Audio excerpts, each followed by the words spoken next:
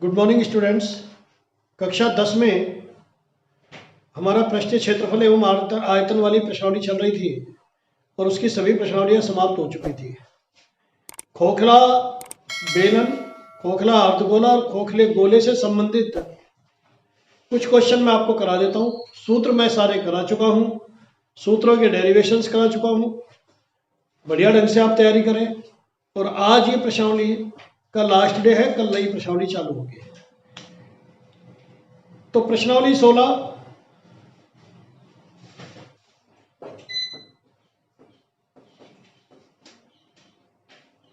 पृष्ठीय क्षेत्रफल एवं आयतन।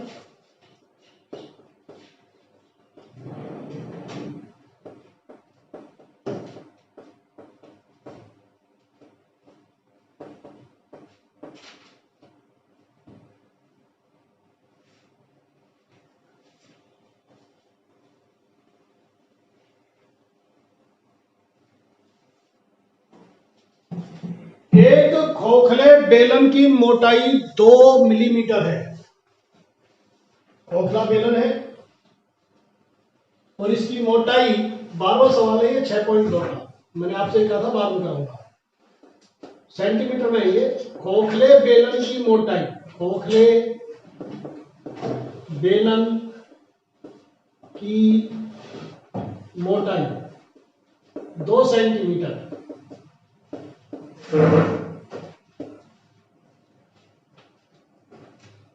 इसका भीतरी व्यास, इसका भीतरी व्यास 14 सेंटीमीटर है। 14 सेंटीमीटर, इसलिए यही लिख दीजिए भीतरी त्रिज्या छोटा आर।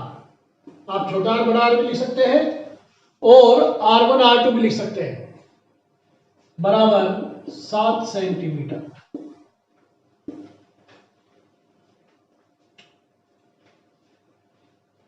अतः बाह्य व्यास, बाह्य व्यास जैसे मान लीजिए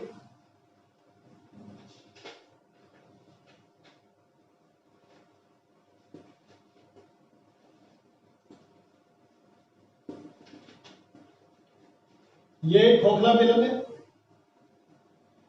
ये इसकी मोटाई है।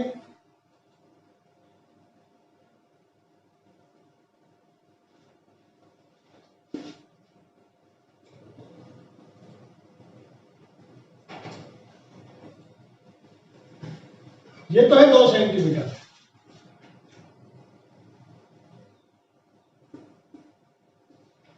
ये वाली मोटाई।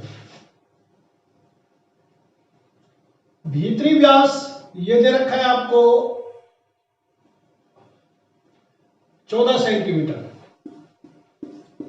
तो बाह्य व्यास क्या हो जाएगा? बाह्य व्यास हो जाएगा 14 में 2 ये जोड़ दो, 2 ये जोड़ दो, 14 प्लस 2 गुणा 2,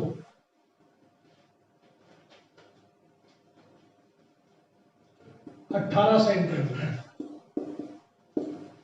तो बाह्य व्यास हो गया बराबर 18 सेंटीमीटर। इसलिए बाह्य त्रिज्या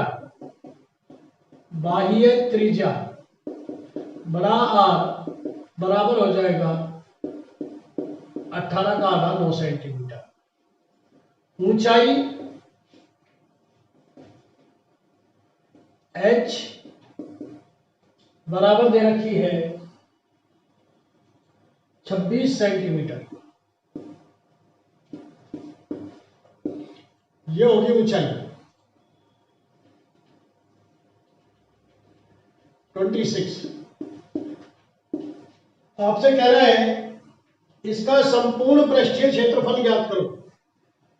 तो देखिए खोखले बेलन का संपूर्ण पृष्ठीय क्षेत्रफल, खोखले बेलन का सूत्र बताया था आपको, संपूर्ण पृष्ठीय क्षेत्रफल। जब तक आपको सूत्र याद नहीं होंगे आप एक भी प्रश्न हल नहीं कर पाएंगे और बगैर सूत्र लिखे एक भी प्रश्न को हल करेंगे नहीं। आई बात समझ में? क्या है? खोखले बेलन का संपूर्ण पृष्ठीय क्षेत्रफल 2 पाई R1 प्लस R2 लिखे या R प्लस R, चूंकि अपन ने इस प्रश्न में R और R माना है, into H plus R minus R। ठीक है, ये आपका सूत्र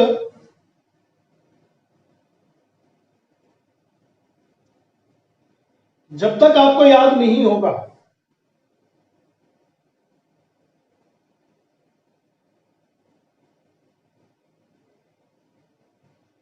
आप प्रश्न को हल नहीं कर पाएंगे। तो देखिए 2 22/7 9 प्लस 7। आप अपनी प्रैक्टिस बना लो। बड़ा आर हमेशा बाह्य त्रिज्या को मानना है, छोटा आर आंतरिक त्रिज्या को मानना है, या R1 बाह्य त्रिज्या को मानना है और R2 छोटी त्रिज्या को मानना है। 26 प्लस 9 माइनस 7, यह आया 2 22/7 गुणा 16 गुणा 28, 7 चौक 28। तो 22 दूनी 44 चौक 176 इंटू 16, 176 इंटू 16 2816 आएगा। देखो 22 दूनी 44, 44 चौक 176, 176 को 16 से गुणा किया 2816 वर्ग सेंटीमीटर उत्तर। यह अवश्य लिखे इकाई। ठीक है, इस तरह से खोखले बेलन का हमने संपूर्ण पृष्ठीय क्षेत्रफल निकाल लिया। अब अगर आपसे कहें वक्र पृष्ठ का क्षेत्रफल निकालो, तो आप निकालेंगे 2 पाई आर एच बाह्य क्षेत्रफल। आंतरिक बोले तो 2 पाई आर एच, दोनों बोले तो प्लस कर दें। ठीक, अगर आयतन कहे तो आयतन के लिए क्या करेंगे?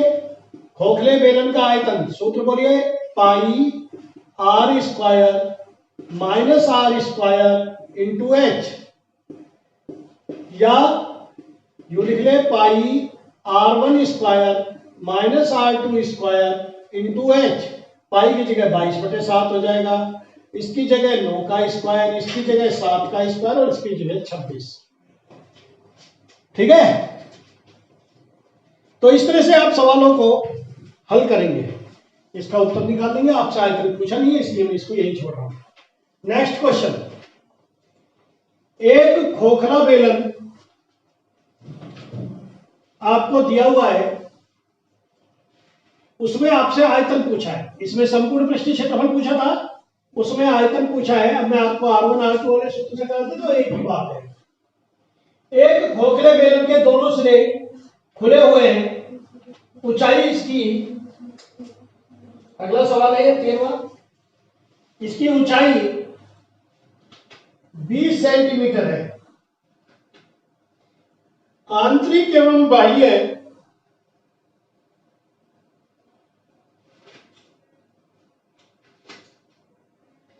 व्यास ये आपको दिए हुए हैं। आंतरिक एवं बाह्य व्यास क्रमशः 26 और 30 सेंटीमीटर है। तो आपको दिया हुआ है h बराबर 20 सेंटीमीटर। प्रश्न संख्या 13, प्रश्नावली 16.2 और टॉपिक है अपना खोखला बेलन। तो खोखले बेलन की ऊंचाई दे रखी है आपको, ये आंतरिक व्यास d बराबर दे रखा है 26 सेंटीमीटर, इसलिए आंतरिक त्रिज्या R2 बराबर हो जाएगी 13 सेंटीमीटर, व्यास का आधा होती है। बाह्य व्यास आप ये नहीं लिखे, आप ये भी लिखते तो भी चलेगा। आंतरिक व्यास, बाह्य व्यास 30 सेंटीमीटर, इसलिए बाह्य त्रिज्या R1 बराबर 15 सेंटीमीटर। आपसे कहा है इसका आयतन ज्ञात करो। आयतन का सूत्र, खोखले बेलन का आयतन पाई R1 square minus R2 square into H. कई बुक में R1 R2 है, किसी में कैपिटल R और स्मॉल r है। तो 22/7, 15 का स्क्वायर, 13 का स्क्वायर इंटू एच 20। आप 15 15 225, 13 13 169 करके घटा भी सकते हैं और ए प्लस बी, ए माइनस बी से भी कर सकते हैं। ए प्लस बी 28, ए माइनस बी 2 और 20, 7 चौक 28, 4 दूनी 8, 8 दूनी 16, 16 दूनी 32 और 32 और 3 35, 3520 घन सेंटीमीटर। यही आपका उत्तर है। तो इस तरह से खोखले बेलन के सवाल थे। अब मैं आपको खोखला, अर्धगोला और गोला और करा देता हूं।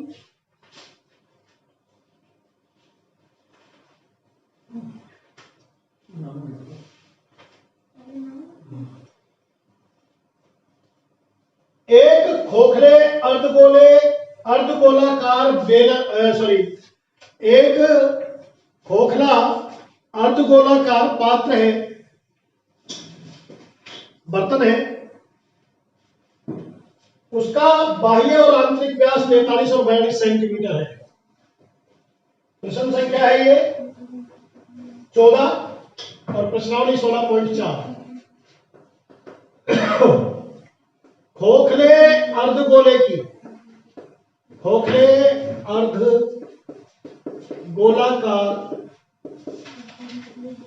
बर्तन का बाह्य व्यास बराबर 43 सेंटीमीटर। इसलिए बाह्य त्रिज्या यानी कि R1 बराबर हो जाएगा 43/2 यानी कि 21.5 सेंटीमीटर। ओके। एवं आंतरिक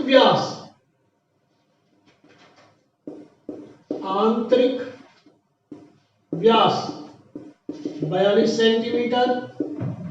इसलिए आंतरिक त्रिज्या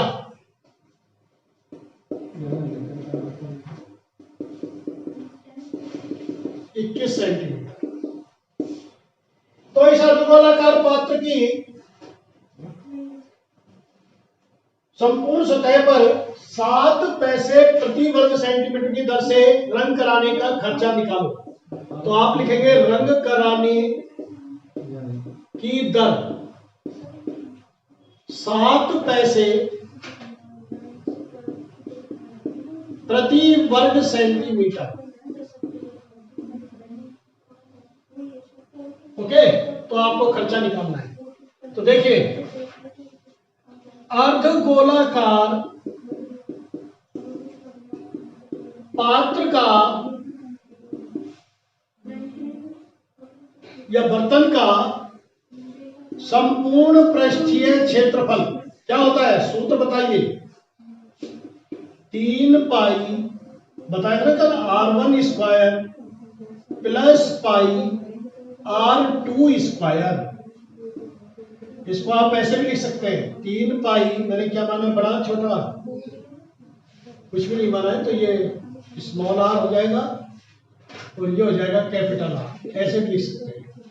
तो 3 pi R square plus pi R square, pi आया कॉमन, तो 3 गुणा 21.5 का स्क्वायर प्लस 21 का स्क्वायर, पाई 22/7, 3 इंटू 21.5 को 21.5 से गुणा करो। देखो आपको करना सिखाता हूं। 215 का 215 से गुणा, वैदिक गणित से करो या एकाधिक पूर्वेण से करो। 5 25 और 21 को 22 से गुणा करेंगे तो 462, 462.25 प्लस 21 21 441, 30 तक के वर्ग आपको याद होने चाहिए। और इस तरह से ये 22/7 इंटू 1386.75 प्लस 441, तो क्षेत्रफल आया आपका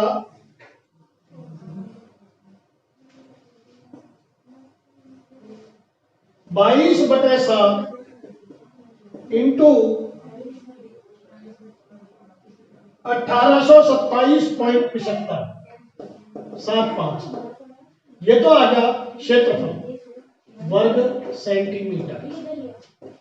तो पेंट कराने का खर्चा, पेंट कराने का कुल व्यय क्या हो जाएगा? क्षेत्रफल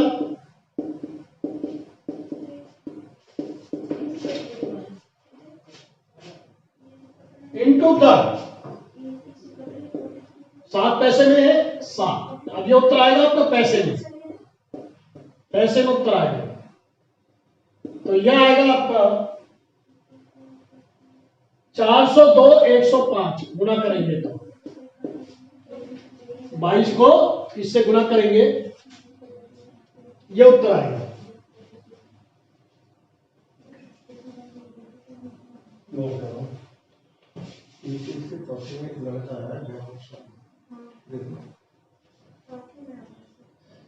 ये तो ये हो गया पैसे। अब इसको रुपए में बदलो। 402 रुपए 105 पैसे 2 डिजिट तक होते हैं, इसलिए ये अंक 5 या 5 से बड़ा है, 1 बढ़ा देंगे। 402.11 रुपए, यानी कि 402 रुपए 11 पैसे इसका उत्तर है। ये हमारा खर्चा है। इस तरह से अपने खोखला बेलन, अर्धगोला, गोला का पूछे, जैसे कोई गोला दे रखा है उसका r बराबर दे रखा है 9, छोटा r दे रखा है 7, आयतन पूछे तो 4/3 पाई r cube minus r cube, ये सूत्र लगाएंगे, सवाल को हल करेंगे। इस तरह से यह प्रश्नावली अपनी समाप्त हुई। आप लोग बढ़िया ढंग से सवालों को हल करें, सभी उदाहरणों को हल करें। कोई भी सवाल नहीं आए तो आप पूछें। यूनिट कन्वर्जन के कल मैंने आपको बहुत अच्छी तरह सवाल समझाए थे। अगर प्रश्न डेसीमीटर में, डेकामीटर में, डेसीमीटर में, सेंटीमीटर में, जिस भी इकाई में आपको माप दे रखी है, सभी माप को एक जैसी इकाई में बदलें। उत्तर की इकाई जरूर लिखें। जब कभी भी क्षेत्रफल निकाले तो हमेशा वर्ग सेंटीमीटर या वर्ग मीटर का उत्तर दे, और आयतन निकाले तो घन मीटर, घन सेंटीमीटर या घन इकाई करें। Thank you very much.